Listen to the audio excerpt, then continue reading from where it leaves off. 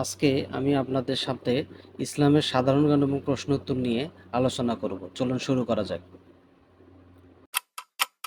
ইসলামের মূল ভিত্তি কয়টি?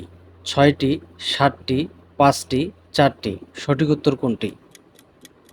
সঠিক উত্তর 5টি। পবিত্র কুরআনে কত বছরে নাজিল হয়েছিল? 23 বছর, 27 বছর, 11 বছর, 15 বছর।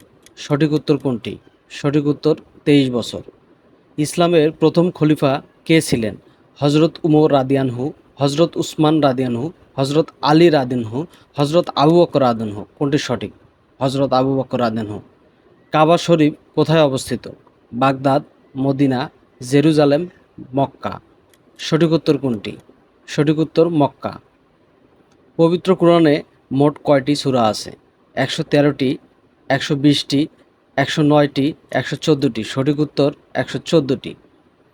মুসলিম কিবলা কোন দিকে? জেরুজালেম, পশ্চিম, পূর্ব, কাবা শরীফ। সঠিক উত্তর